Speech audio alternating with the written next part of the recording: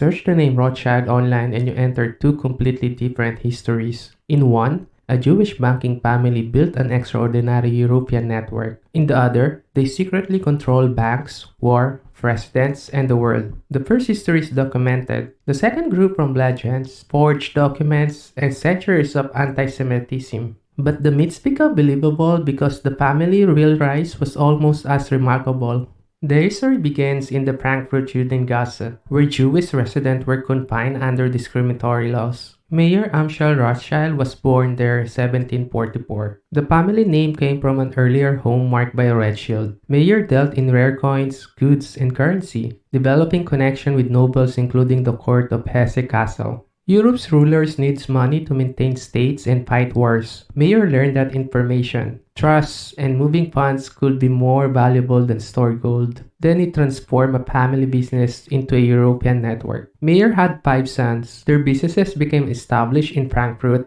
London, Paris, Vienna, and Naples. The brothers shared credits and information across borders, moving news and money with unusual speed. In 1810, Mayer formalized the enterprise as a family partnership. Its symbols of 5 arrows represented the 5 sons. Nathan's London operations helped retain and move funds to Wellington's armies and its European allies during the Napoleonic Wars. They did not invent international finance, but their network arrived when governments needed it most. Success brought enormous wealth, titles, grand houses, and suspicion. Some criticism had a rational foundation.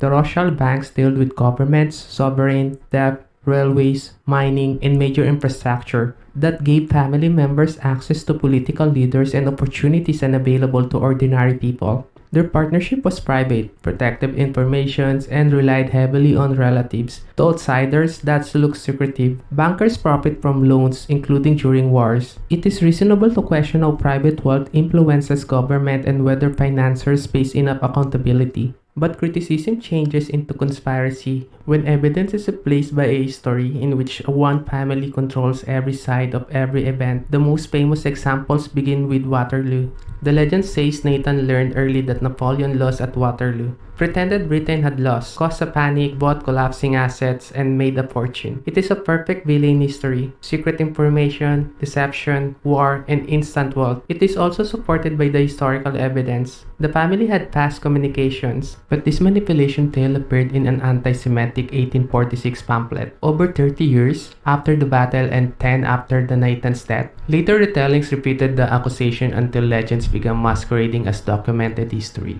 And in 28th centuries, a much larger forgery gave such stories a global framework. The Protocols of the Elder of Science claimed to reveal secret Jewish meetings and a plan to control politics, finance, media, and society. The meetings never happened. The supposed leaders never existed. The document was a fabrication first circulated in the Russian Empire and repeatedly exposed as a fraud. It supplied a simple explanation for complex events. Wars, revolutions, and crashes were blamed on a hidden Jewish conspiracy. Because the Rothschilds were famous, Jewish, international, and associated with banking, their name became a convenient symbol of that imaginary conspiracy. Moderns claim that they control every central bank, finance every side of every war, or possess trillions in hidden wealth recycle the same pattern, enormous conclusions, vague connections, and no evidence capable of proving the central claim. There is no single Rothschild empire. Many descendants have separate interests. Rothschild's branded businesses exist, and some relatives remain wealthy and influential. But influence is not omnipotence. A surname appearing near banking, politics, wine, philanthropy, or arts does not demonstrate control of the world. The honest history is complicated enough. A family restricted inside the Jewish district built one of Europe's greatest banking networks, profited from government finance, entered elite society, and became a magnet for both legitimate scrutiny and fabricated hatred. So, why are the Rothschild called evil? Partly because great wealth and political access deserve suspicion.